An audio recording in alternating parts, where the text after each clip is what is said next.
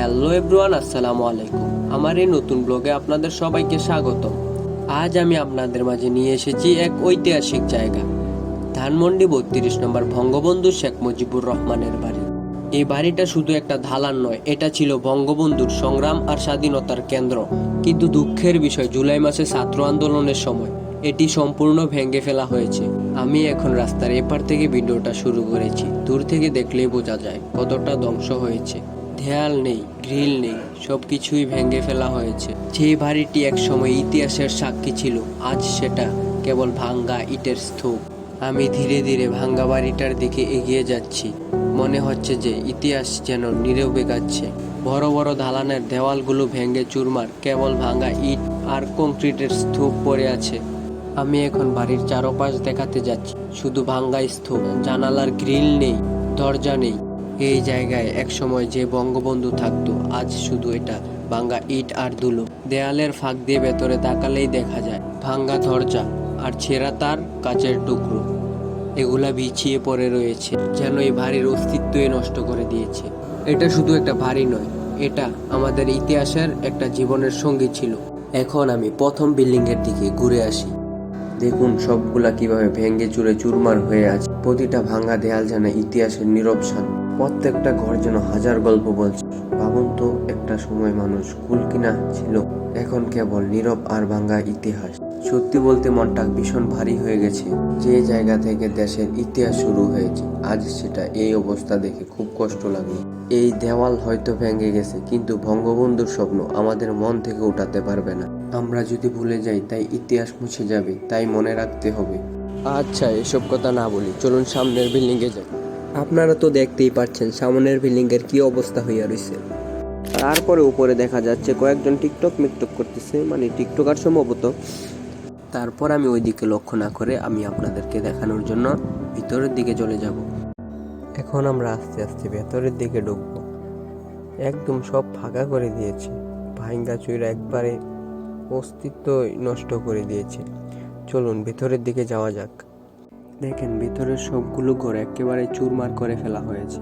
ভেতরে কিছুই অবশিষ্ট নেই, শুধুমাত্র কয়েকটা সাদা দেওয়াল দাঁড়িয়ে আছে। আর সবকিছুই ভেঙে পুরাতন দালানের মতন করে দিয়েছে। এটা কিছুদিন আগেও কত সুন্দর ছিল, আজ একদম ভেঙে চুরে চুরমার করে দেওয়া হলো। পুরাটা বাড়ির যেন অস্তিত্ব নষ্ট হয়ে গেল। চলুন আস্তে আস্তে এখন সামনের দিকে আগাই। পুরাটা বাড়ি যেন পুরে ধ্বংস করে দেওয়া হলো। ওই যে সামনের সিঁড়িগুলা দেখা যাচ্ছে, এগুলা দিয়ে যাব। আমার মতন আরো অনেকেই এনে ফটোগ্রাফি এবং কি ভিডিও করতেছে। ওই যে উপরে একজন লোক কত সুন্দর করে ইতিহাসের পাতায় সম্ভবত লেখা হবে, ওই কারণে ফটোগ্রাফি করতেছে, এটি স্মৃতি হিসাবে রাখবে। আর চলুন আস্তে আস্তে উপরের দিকে চলে যাই। আর আমার লাইফের এইটা ফার্স্ট ব্লগ, জানি এটা এতটা সুন্দর হয় নাই, তারপরেও চেষ্টা করে যাব ইনশাল্লাহ। আপনাদের দোয়া ও ভালোবাসা একদিন ঠিকই সফল হব। আচ্ছা, ওই দিকে না, ভিডিওর দিকে ফোকাস করি। এতক্ষণ আমি একতলাতে ছিলাম, এখন দুতলায় এসেছি। একতলার থেকেও বেশি ভয়াবহভাবে ভাঙচুর করা হয়েছে এই দোতলাকে। দোতলার অবস্থা দেখি একতলার থেকেও ভয়াবহভাবে ভাঙচুর করা হয়েছে। এই জায়গায় একদম করুণ অবস্থা। দেখুন ছাদগুলোও ভেঙে ফেলা হয়েছে। আমার মতন অনেকেই ব্লগ করতেছে, ভিডিও করতেছে, ছবি তুলতেছে। তারপরে আমি ওই দিকে ফোকাস না দিয়ে নিচের দিকে একটু তাকানোর পরে আমার কলজাতে অনেক ভয় লাগছে। তারপরে 3 তলাতে উঠলাম। ওঠার পরে দেখি এনে একজন ঢেন্ডি নাকি বং টং এসব খাইতেছে, নেশা করতেছে। কি করুণ অবস্থা! এটা এক সময় কি ছিল আর এখন কি হয়ে গেল। এক সময় এই বাড়ির আশপাশ দিয়ে আটলেও কত ভয় করতো, প্রশাসন নেই কিছু বলে, আর এখন এটাতে বসেই নেশা করতেছে। আমরা কি আজব বাঙালি, তাই না? আমরা আর মানুষ হইলাম কই? কয়েকদিন আগেও কত সুন্দর একটা বাড়ি ছিল, আজ এটা ভেঙে একদম তছনছ করে ফেলেছে। এটা আপনাদের নিজের চোখেই দেখুন কি ছিল আর কি হয়ে গেল। এই বাড়ির এই অবস্থা দেখে আমার নিজেরও খুব খারাপ লাগতেছে। আর দেখুন নিচে কি ভয়াবহ জায়গা। এটা ছাদ থেকে ফাল দিয়ে এই ছাদ থেকে ওই ছাদে গেলাম। সবাই আজ যা দেখলাম, এটা শুধু একটা ভাঙা বাড়ি নয়, এটা হলো ইতিহাসের একটা অংশ। প্রতিটি দেয়ালে, প্রতিটি ইট যেন বঙ্গবন্ধুর সংগ্রামের গল্প বলছে। এই জায়গা দেখে মনটা ভারী হয়ে গেছে। আমরা যেন কখনো এই ইতিহাস ভুলে না যাই।